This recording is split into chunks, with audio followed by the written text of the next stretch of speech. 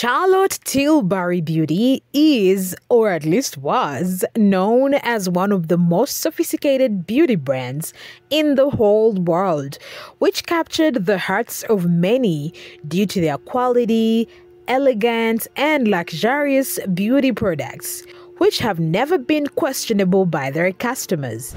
Its founder, Charlotte Tilbury, is one of the respected makeup artists in the world, as she is also one of the beauty editors for British Vogue. Charlotte Tilbury Beauty is one of the most celebrity-endorsed brands that has collaborated with the most beautiful and influential women in the world, like Blake Lively, Drew Barrymore, Kate Moss, Twiggy, as even some of her products are named for female celebrities like Emily Ratajkowski and Kim Kardashian.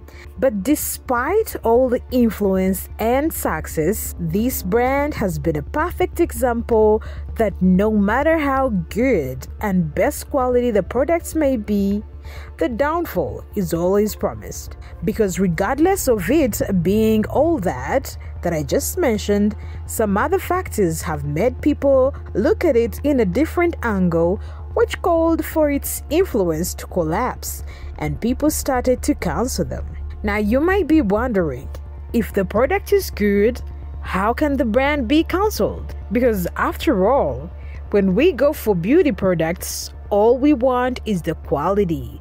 But sometimes it's not just that alone. Well, folks, brace yourselves for this wild ride into the bad and the ugly side of Charlotte Tilbury Beauty as I tell you every single reason that led to this brand's downfall. Now, this will be a bit shocking because most of its downfall came from inside instead of outside, as most controversies were sparked by the stories told by people who worked for this brand, all of which made people change their perspective towards them because they did not like what they stand for and how they treat people. I was scrolling on the internet and I landed on this one Reddit user who worked with Charlotte Tilbury Beauty, but apparently had her worst working experience during her time with the brand. She said, "So a couple of years ago, I started working for Charlotte Tilbury, and God,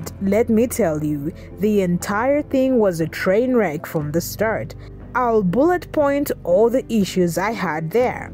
Now, one of the main issues she had working there was bullying, colorism, and racism in general. She says that she herself was bullied by her co-workers and excluded from some activities because of who she was. Also, in hiring, they were strict on the color of the person they hired because they only hired the likes of blonde, pretty, and white, and that there were no people of color at their workplace. When it came to black people, she says that they were excluded by the brand generally because there was a limit in the shades they created for them. As she said, shades 11 and 12, the two and only shades for dark skin tones, were unavailable in our store for 6 months, showing that the white people were their main priority. And this, by the way, was a concern for dark-skinned consumers because they always complained about having almost no options when it came to their makeup. That wasn't all, because there was another big issue of the company wanting to sexualize its employees in order to attract customers.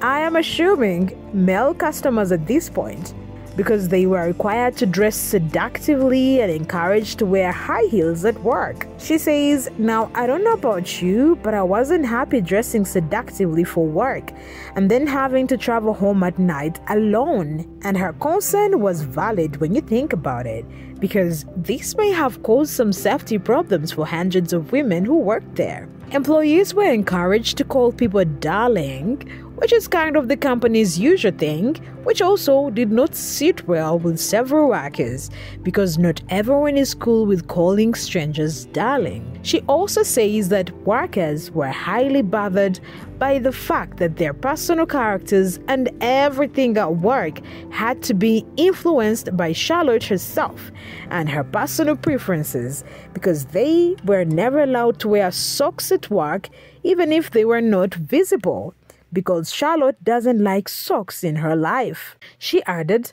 a cult-like way of talking about Charlotte Tilbury herself, basically encouraged to be Charlotte clones. That wasn't the only worker who complained about the inner operations of the brand, as another shared that the employee's appearance was taken serious, that if they weren't happy, they would literally tell you to go and change your makeup or apply more, depending on what they weren't happy with. How are you gonna tell me I can't do my job properly because I've not got enough eyeliner on? Like, it doesn't make sense. All of this discouraged their consumers because they felt like the brand was giving their employees a hard time, setting the bar high, and having them be in their uncomfortable selves and portray a fake image to the public in order to be enough for them. Apart from the employees' stories side, the brand became controversial for different topics, like when they released a palette called Walk of Shame, which many people say that it slut-shamed women and generally branded the whole move tone deaf. Charlotte Tilbury beauty products have also come under scrutiny when people started speculating and building theories which proved that she is using witchcraft in her makeup and operations, as a TikTok user in a now-deleted video spread this theory, where she said that her auntie bought Charlotte's magic serum crystal elixir, and after she applied it, her husband told her that she looked like her 21-year-old self, which apparently told them that the products possessed some satanic nature.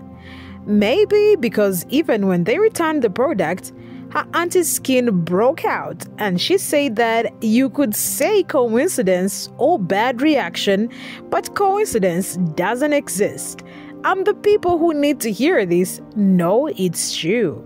Another Christian creator in a now deleted video on TikTok shared her own story as well, where she said that Charlotte is part of the Illuminati, and said that the star on Charlotte's products is not just a mere star, but a pentagram, which is a common sign of the Illuminati. A very interesting TikTok about a girl who thinks that Charlotte Tilbury products are entangled in witchcraft. Charlotte Tilbury has a little star on her products, and that it's a pentagram or a pentacle, I really don't know. She believes it's witchcraft because when her and her aunt used the products, their skin completely changed, and then when they stopped using the products, it got way worse. I'm a Christian, I'm an esthetician. If your products that you're paying a lot of money for don't work, there's an issue. If they work, I guess, you know, playfully people call it witchcraft. Charlotte Tilbury has a Hollywood branding factor to it. Glamorous, old Hollywood. That's what the star is for. She encouraged all the people to trash their products because all these products are witchcraft. They're not from God, they're from the occult. So when these theories started getting viral, people believed them and they started to call for others to cancel these products. One person said, "Throw it away. They use it to put spells on people. Pray over your life. This is witchcraft. God is the only one who protects us." Another one said, "I threw all my products away." The last one said, "Welp, did you notice the triangle on the front with the circle representing the Illuminati? Lol." The brand has faced more problems and challenges along the way, like when they were sued by Brooke Shields for using her name to promote their products, when they named their eyebrow pencil shade after her, Brooke S. They also faced a lot of criticism over their products not being of good quality and not worth the hype they are given. I've tried almost every single Charlotte Tilbury product, and let me tell you, these overhyped ones are not worth it. I've never understood the hype on this one. Don't get me wrong, it's very pretty, but it's not true to colors. So when you put these on the skin, they pull very, very warm. You're just not getting what you pay for, in my opinion. A new foundation that I cannot get down with, you guys. It looks terrible on my skin. It looks heavy. It makes me look older. Ugh. Honestly, it's her whole complexion line that doesn't really work out for me. This concealer leaves a trillion creases underneath my eyes. I don't even know that this is overhyped, but I don't care for this, just for the amount of money you pay, and it smells like feet. So basically, it seems like we are witnessing the sunset of Charlotte Tilbury beauty because due to all these controversies and theories, people are starting to see them in a different image. But I want you to tell me your own experience with their products and if you believe in all of these theories. Otherwise, until next time, stay tuned for more beauty news.